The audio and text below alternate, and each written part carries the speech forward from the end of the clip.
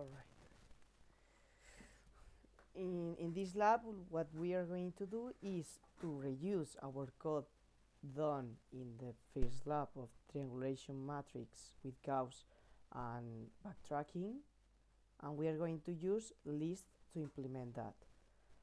So we have getted the last code, we reuse it, and we create a random matrix, alright, with a float vector.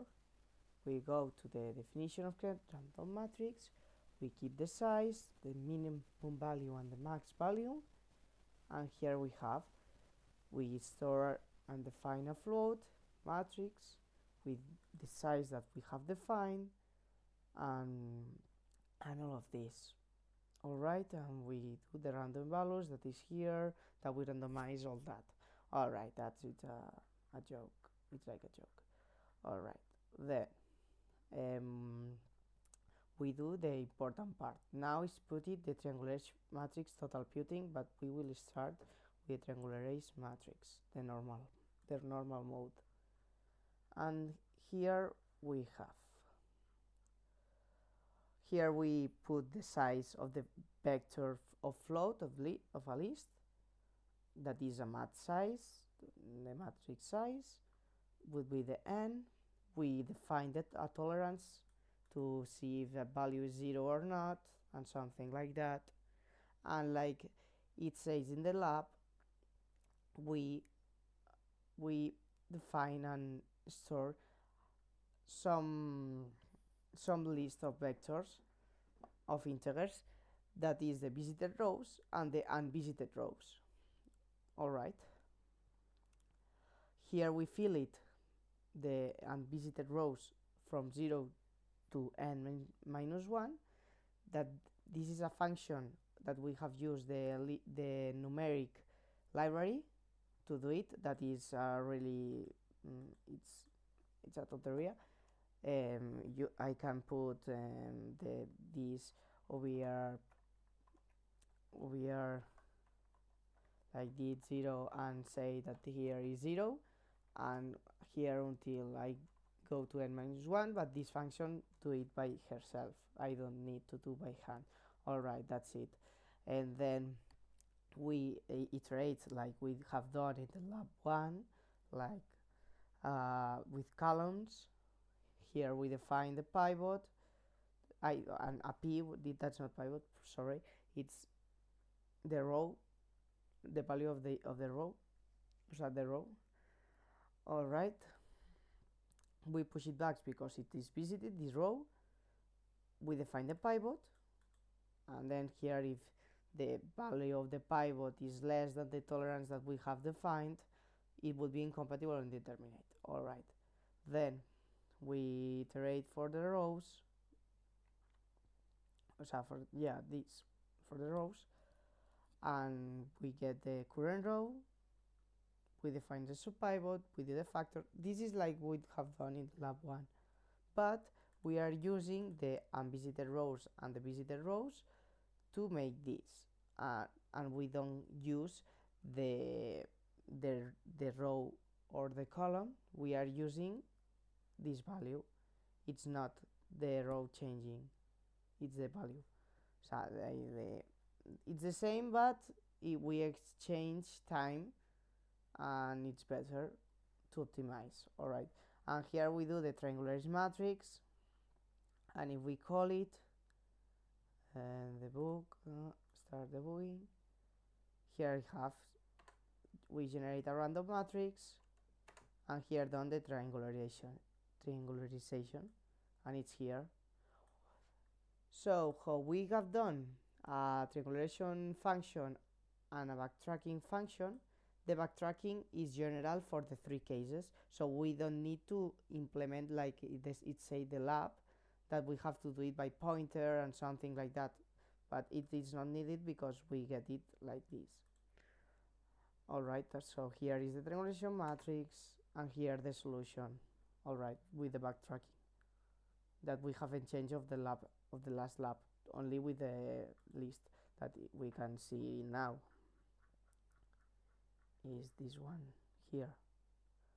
We define the tolerance, the size, we put the result matrix that we are going to return, and we do the backtracking. That is the same with the churro and the pivot that we do in the last lab.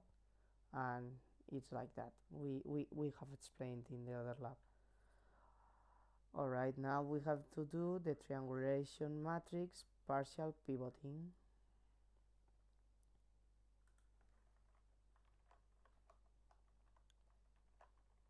Alright, so here it is, and we go up.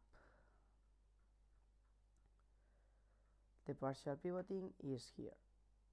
Okay, we do the same that before, the visited rows, the unvisited rows. We fill it the unvisited rows to 0 to n minus 1, and then we triangulate the matrix.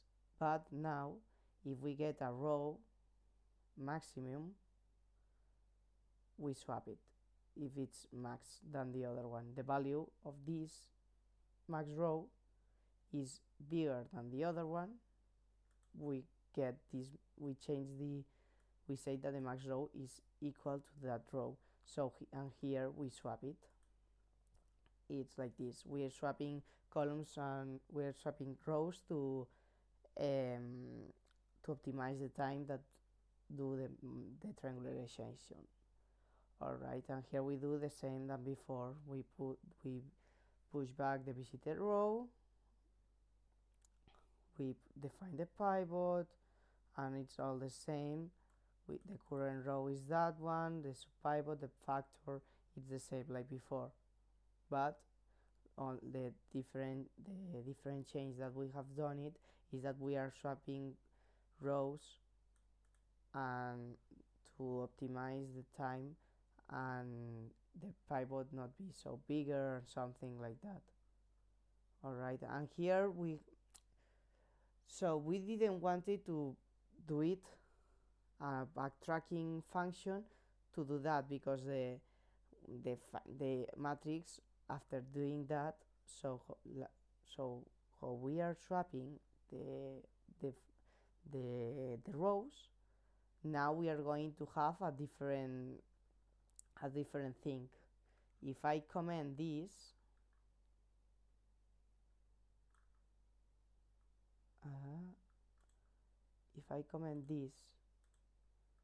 and here return the matrix, we are going to see that the columns are swapped. It's fine, but it's swapped. So now we want to do a reorder the matrix, and we do it with this function that is here. To do it, but to use the same function that before of the backtracking. And here it is. We return the reordered matrix. So we do that. We do an iteration. We say that the row is the visited row, that now would be 0, and we do it like that.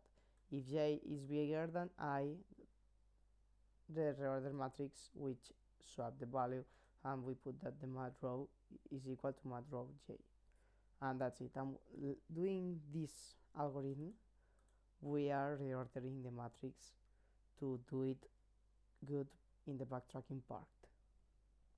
Alright, and that's it. An example for this, we have this, the original matrix, triangularization matrix, and the solution. And if you see in the web, that it's going to be good.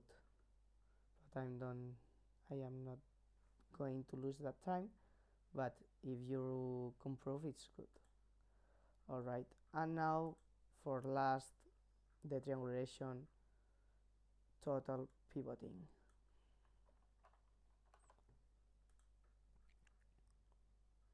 That here it is. Alright, so first we do the same than before. We do the size of the n, define the tolerance, and then it's different than the partial pivoting, because before we were swapping the rows, but now we are going to do the same, but in the two parts. We are going to sub the rows and the columns. Alright, to optimize the time better. So here we pass by columns, the max row, max column, and we do the same, but now with the two of them.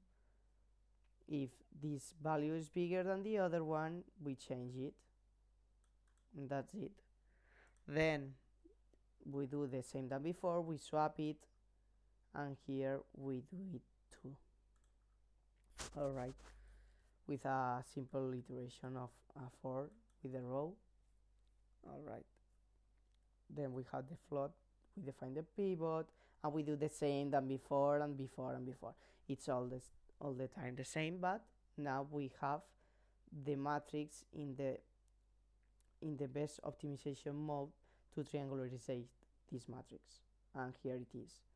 We do it like that, and then we do the backtracking. That the backtracking I didn't. I think I teach you before. All right, and we do an example, and here it is. The original matrix, the triangulation matrix, and the solution. And that's our lab. I hope you like it, and that's it. Bye.